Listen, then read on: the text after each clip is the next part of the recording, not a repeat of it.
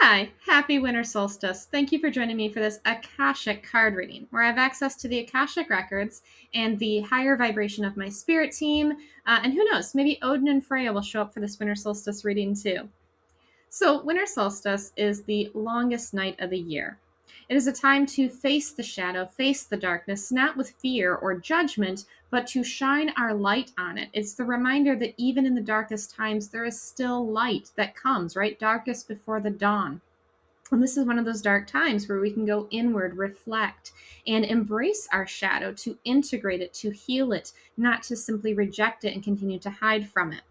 So let's pull some cards and see what the collective needs to know for the upcoming energy of this season. Now, for me, this is going from the winter solstice into the spring equinox, so the energy of the next 3 months. Let's dive in. The deck that wanted to come through was the Queen of the Sun Oracle, which is perfect because winter solstice being the darkest night, it's about bringing light to the darkness. So, of course, we're going to bring in the light of the sun. All right, not all the cards are going to fit on here, but don't worry, I'll show them one at a time and give an overall picture at the end. So, the theme of the season, the challenge and how to overcome it. The shadow, what is hidden. The past we need to let go of. The highest potential. And where we are headed. All right, so first up is the theme of the winter solstice season. It's Ostera, it is grace. So we're looking at... It's so funny because I was just saying the energy of winter solstice takes us to spring. So the theme is leading us towards spring and new beginnings, the fertility that comes with the springtime. So planting seeds now in the winter, in the cold, in the dark, in the intention setting that will blossom and bloom and come to life in the springtime. So, what are you planting right now? This winter solstice, what seeds, what intentions, right? This takes us into the new year, similar energy of the new year intention setting. Also with grace, this card is about having grace with yourself, with others, right? We're often surrounded, especially on social media, with people that may have less spiritual experience than us. They may have less of time on earth and they seem to be ego-driven. And so giving them grace for their ignorance, for their lack of experience. Again, not allowing them to get away with things that are not okay, but again, that grace, that understanding that, getting into fights, especially social media arguments, are not going to get anywhere.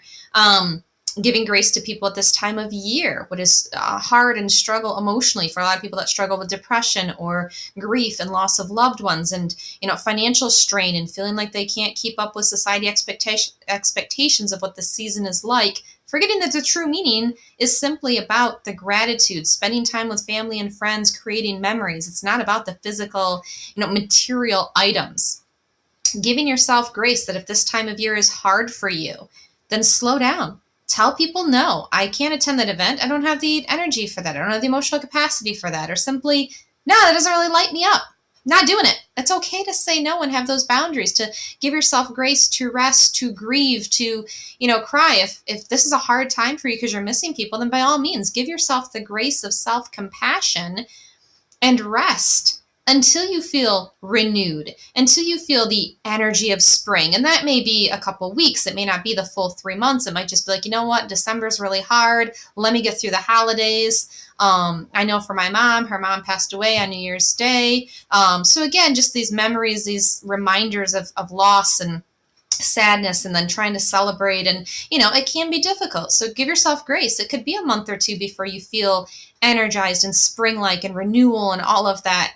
Give yourself that compassion and grace. So that is the theme. The challenge, or how to overcome the challenge that we might face this season, is Ra, order. Now, I know that this card is about discipline with your time, order, prioritizing structure, but in doing so, you actually get to free up your schedule to have more time and energy to do the things you enjoy. If you have order and you're getting things done efficiently with your time, you're not procrastinating, you're not scrolling, you're not watching TV and putting off tasks and things, but you have discipline and order with your time and your energy, that actually frees things up that later on you're going to be able to do more of the fun things that you actually want to do. So creating order. Also with challenges, having the order and the structure of what to address, right? Everything can feel like a crisis when you're pressed for time or money or finances, but putting an order to that and saying, okay, what do I truly need to address? It could be financial. What do you truly need to pay?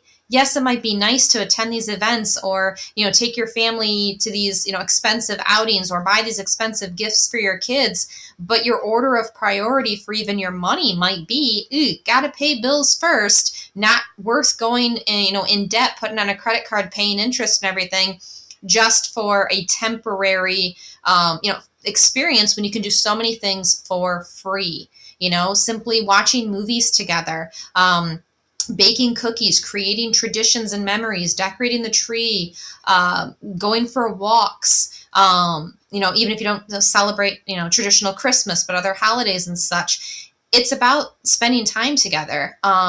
People remember the emotional experience of events. They don't remember the data. We also know this when we can talk about things that happened years ago, and everyone has a different story, right? Your sister's like, that happened, and your brother's like, no, that didn't happen. This is what happened. So you don't necessarily remember the exact event, the data, but you emotionally remember, was it a fun time? Was it, laughter? Was there play? Was there, creativity? So ordering your priorities to say what truly matters, financially, emotionally.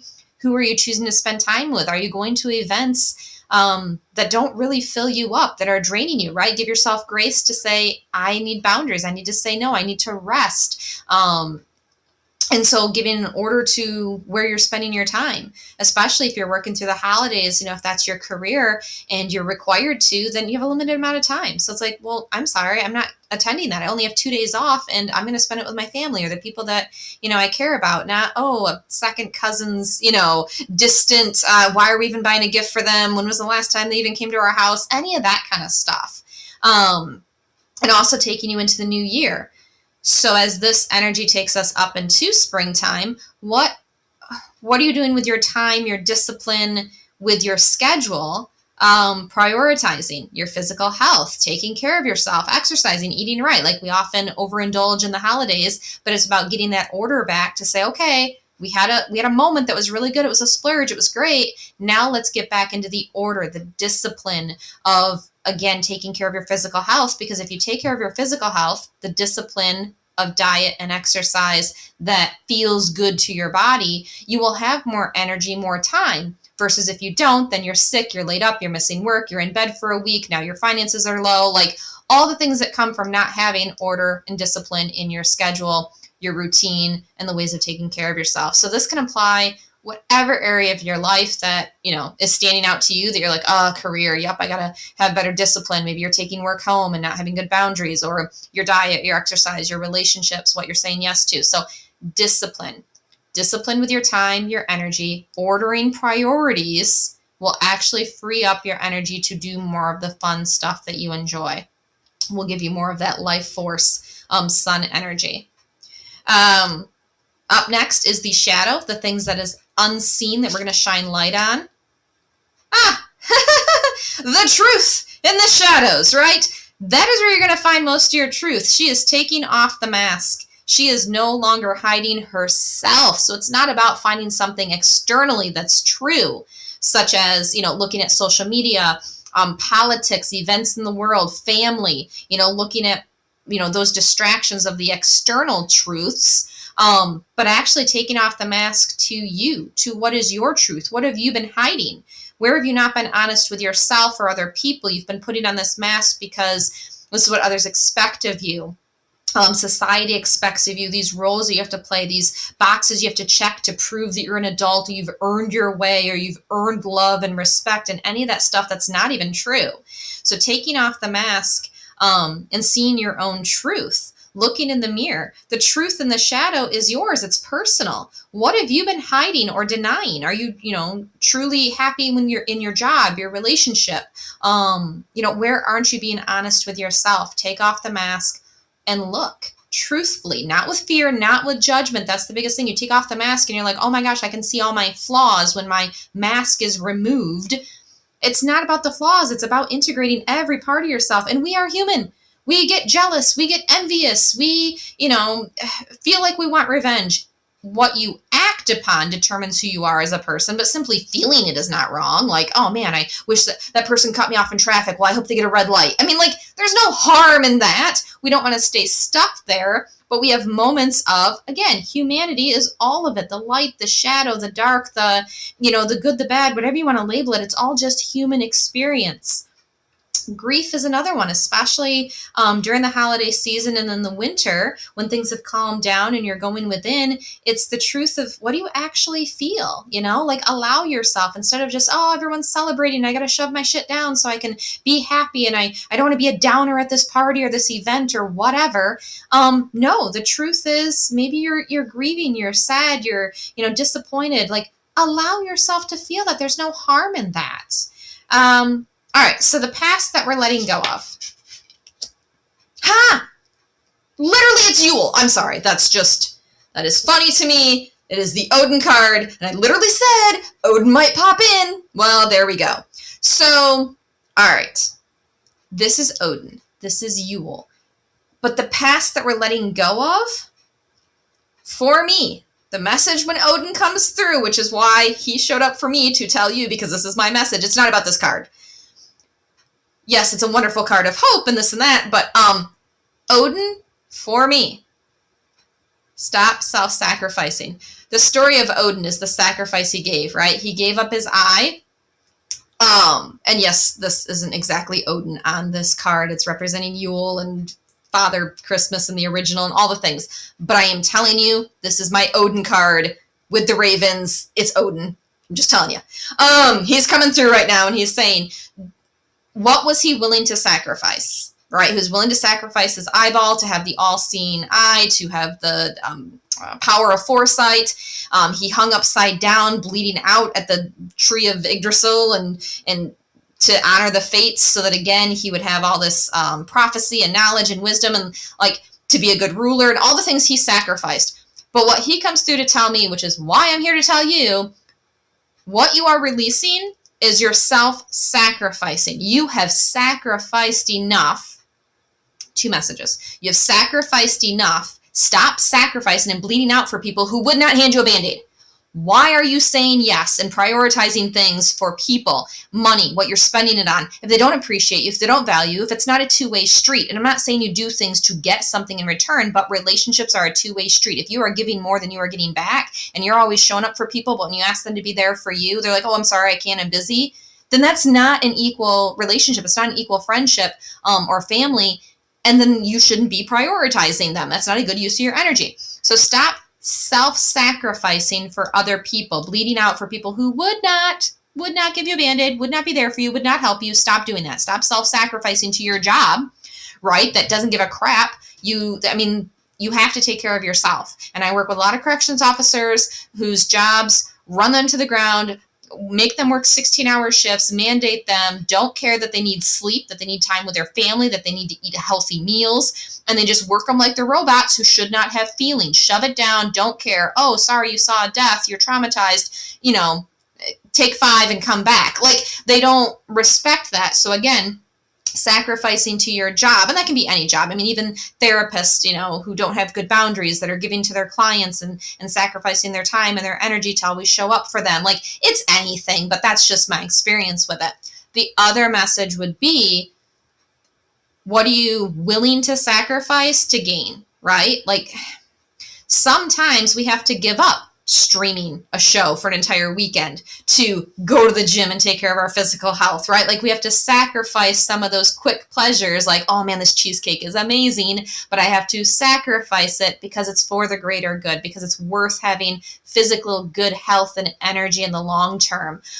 Sacrificing some time in order to get something else in return, such as, like, going after your goals, your projects, your hobbies, the things that you would want to do that fulfill you. So you might say no to an obligation to like a family gathering or something like that, that one doesn't fill you up, obviously check in and say like, hey, I'm not prioritizing it. Those people aren't good people. I don't want to be around them. And, make time, and not just the holiday season, but again, we're taking us into spring. So what is your goal? Very, very Capricorn here. What is your goal that you are willing to make sacrifices to achieve? You're going, we have a limited amount of time. We all have 24 hours. What are you willing to do and give up and sacrifice to reach that goal? What are you letting go of? The things that no longer serve you. Maybe it's just your limiting beliefs. It might just be your mindset. I'm giving up the mindset that I can't, that I'm not worth it, that I can't charge that much. Nobody will pay that if I charge what I'm worth. Might be the mindset that, the current relationship is the best you'll ever get, so you'll put up with it even though it's not really fulfilling, it's not really healthy, but okay, I'll do that. No, you give up that mindset that you can't get better, or you don't deserve better, or you should just be grateful and not want more. You can do both. You can be grateful for what you currently have, and you can still strive for something more in your life. That would be a healthy balance. So as you're setting your goals for the coming year, very Capricorn energy, discipline, order, structure, routine, which we need, because otherwise we just have chaos. And then good luck accomplishing goals when it's chaotic with your energy, with your time, even with your sleep schedule. You're staying up till 2 a.m. one night, going to bed at 9 p.m. the next night, staying up till 4 a.m. Like even that, where are you sacrificing in order to reach your goals? Letting go of limiting mindset, limiting beliefs, bad behaviors that are getting in the way of you actually achieving, right? Like instead of the fear of rejection, let go of the fear of rejection and go apply to that promotion. Go to that job interview for the job, believe in yourself, let go of the limiting belief that, oh, I don't know if they'll want me or this and that. And that's also where that shadow, work comes in. What is your truth? Your truth may be, I don't think I'm good enough to change my job. Okay, work on that so that way you stop sacrificing, and you can go for the job, the dream, the promotion, the relationship, asking somebody out, whatever that is, however it applies. All right, so that was the 2 messages of Odin. Thank you for showing up, Odin. I appreciate that. That was very fun. All right, next up is the highest potential. Well, the highest potential is possibility. Well, don't we all love possibility? The highest potential is that anything is possible. And I know we forget that because we think there's a limited time, there's limited money, there's, limited resources, there's scarcity, like all the things that we say about why things aren't possible. But the highest potential, when you do the shadow work and you're no longer held back by your self-doubt, your limiting beliefs, other things people have told you. It might be a message that your dad told you and you got his voice in your head reminding you that, pursuing art is a waste of time. It's never going to pay the bills. And that's your dad's voice in your head. And that's your shadow. And so you hide being an artist when in fact that would really be what you'd like to do. So again, all things are possible. The highest potential is anything that you can think up. I mean, even if you're just looking at society in the last 50 years, the things that have become possible with technology, with advancements in science and health, for good or bad, but the possibilities, only because somebody thought of it. They thought of wireless technology. They thought of, AI and what it can do and how it can be helpful. Again, technology is neither good nor bad. It's what you do with it. But all the possibilities are there. You have to... Sorry, I'm interrupting my own self because they just come through with messages. It's a matter of, if you think of it, then it is possible. Otherwise, the thought wouldn't came into your head. It would not have come into your realm of possibility. You see the little bubble? It wouldn't even be within your realm unless it was possible. There are things I have never thought of, right? Like I've never thought of engineering or architecture or like any of that kind of stuff and I don't think, really about painting or, pottery or like there's things that don't come into my bubble. They never come into my mind as like, ooh, that might be cool. I could do that. Like, because they're not for me. So the things that come into my mind, like I thought I'll write a book. And I did this last year and, I published it and, that was a possibility. Other people, that doesn't even come into their realm of possibility. They're like, I've never thought of writing a book. I have no desire. I don't want to. For me, it came into my mind and I was like, yeah, I want to do that. That's possible. And then I took all the steps and, sacrificed certain things with my time, my schedule to be able to prioritize writing the book and doing all the things. And that was something that I, accomplished this year.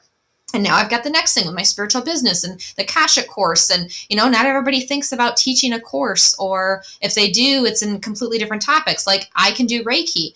I've never had the thought, it never came into my thought bubble to be a Reiki master and teach other people how to do Reiki. I love my Reiki, don't get me wrong, but there are other things that light me up that I would rather teach people, like the Akashic Records, talking to their own spirits, hell, talking to Odin, and Ra, and, the gods and goddesses, and, crystals and all the things. Like, that lights me up way more as a possibility. It's like, I want to teach people how to do that. There's lots of things that I can do. I read cards, not usually by the book. It's very intuitive, and pictures and, various other things. So, but I don't have a desire. It's not a thought in my head to teach a course on how to read cards. But other people have, and they're great at it, and that was their passion, and that's great. So anything is possible. If it comes into your mind, don't doubt it, because not everybody has the same thought. Not everybody wants to be an actor. Not everybody wants to be an influencer. Not everybody wants to, be a politician, right? Like, if you have those thoughts, there's a reason for it. Follow that possibility. That is your thought bubble that is unique to you and your energy. So the highest potential is that all things are possible. Believe in yourself, and you can. Where we are headed. Great, lovely, wonderful, the unexpected. Don't we love that? Okay. So the unexpected. The initial response, as 99% of human beings, is the unexpected is bad. It is a threat. It is our threat response. We are highly attuned to the tiger jumping out of the woods and going to kill us. Like, that is just what we do for survival. It is our ego. It is about being able to say, if I do all these things, prioritize, and what am I willing to give up, and what am I not willing to sacrifice in order to reach my goals, and the things that I want to plant seeds for the spring, and I face my truth, and I've taken off my mask, and I'm honest with myself, and I'm authentic, and I've stepped into the possibilities, then the unexpected is a freaking awesome thing. The unexpected is what spirit gives you when we get out of our own way. We get out of our own way, and unexpected, amazing, wonderful things happen. Like the next inspired idea of, like, oh, I never even thought about doing that. That's a great idea. Let me do that. Because the unexpected was able to come through when we stop expecting the unexpected to be bad. That was a little bit redundant, but you get what I'm saying. So when you can calm the threat response and trust your spirit team, trust the universe, that everything is for your highest good and happening for you, not to you, then the unexpected is a burst of energy, creativity, fire. Fire is life force. It is lighting up the darkness. I mean, look at this card, the way that she is lighting up the shadow, the darkness of the longest night of the year, the darkest night of the year. Like, this is perfect for solstice. Winter time, not just 1 day or 3 days for the solstice, but the energy, December, January, February, we finally go into more light come springtime. But it's about lighting it up yourself. You are the fire. You are the flame. If you are following your passion, your creativity, you radiate that light. You are lighting up that darkness. But the unexpected is not a bad thing. Say thank you for the unexpected. Expect the unexpected to be a positive thing. Because even if it at first looks challenging, such as like a loss of a job, you get fired, and you're like, oh my God, it was unexpected. I got fired. Well, definitely going to make you prioritize and reorder your life. Figure out, what you don't want to sacrifice anymore. What was, the job holding you back from, right? The true truth is, well, I didn't really want the job anyways. Well, then thank you for getting me fired, because I didn't really want the job anyways. That's my truth that I've been hiding, is I wish I didn't work there. And so they conspired, the universe, your spirit team, in your favor for the unexpected, but know that it is a blessing. Know that the unexpected is a good thing that charges you, that lights you up, that helps you reach your potential. So, here is the reading. It was fantastic. I'm very excited for this next 3 months. Let me know, please, in the comments how this relates to you, what area of your life this shows up in, anything that resonated for you, please share. I love to get that personal feedback for your own life. So there it is.